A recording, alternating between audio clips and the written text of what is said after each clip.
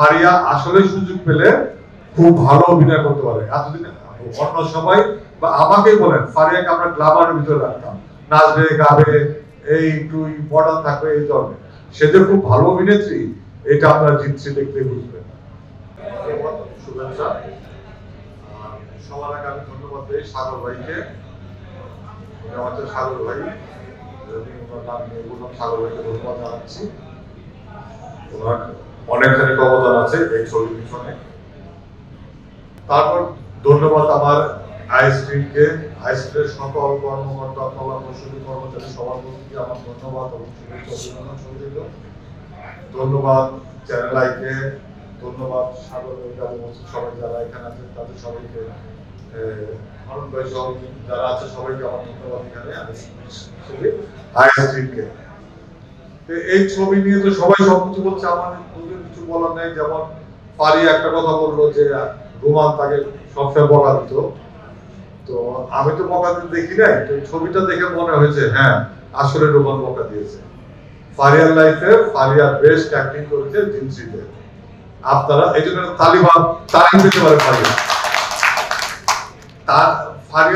Faria is a glamour girl চিরাচরিত। This time first time Faria become a actress, একজন অভিনেত্রী হয়ে উঠছে এই ছবিতে। যা আপনারা যখন জিনসি দেখবেন তখন বুঝবেন যে ফারিয়া আসলে সুযোগ পেলে খুব ভালো অভিনয় করতে পারে। এতদিন অন্য সবাই বা আমাকেই বলেন ফারিয়াকে আমরা গ্ল্যামারের ভিতরে রাখতাম, নাচবে গাবে এই একটু মডার্ন থাকবে এই ধরনের। সে যে খুব ভালো অভিনেত্রী এটা আপনারা জিতছি দেখতে বুঝবেন। আর ব্যবধান গানটা আমার লিখে একটা গান, গানটার কথা যদি বলতে যাই, গানটা আমি প্রায় 3 বছর আগে লিখেছিলাম। যেখানে একজন ডিরেক্টর আমাকে বললো কবিতা লিখেছিলাম, দেখবেন এটা 4টা পার্ট 16টা লাইন আছে গল্পে। গান সাধারণত এইভাবে হয় না। একটা কবিতা লিখেছিলাম, একজন মিউজিক আমার ফেসবুকে পোস্ট করলাম। একজন মিউজিক ডিরেক্টর বললো যে ভাই গান লেখা খুব সুন্দর, আমি শুরু করতে চাই। আমি কই করো, সে সুরটা পাঠানোর পর আমি অনেকক্ষণ বকাবকি করলাম, কি শুরু করলো তুমি।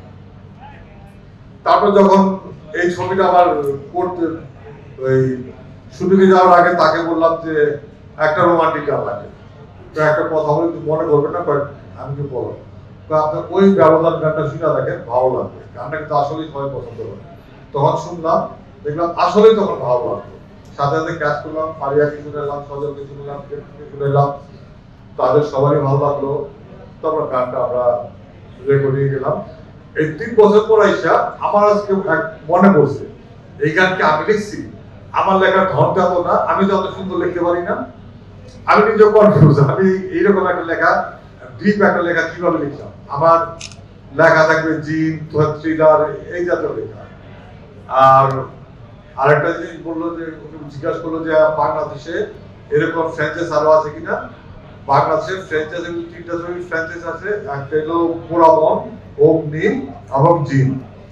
বাট পোড়ামন 2টো হয়েছে, অগ্নিও 2টো হয়েছে, বাট জিন 3 ফার্স্ট টাইম যে ক্রস করলো সবচেয়ে উপর ফ্র্যাঞ্চাইজ জিন 3 হয়ে গেল।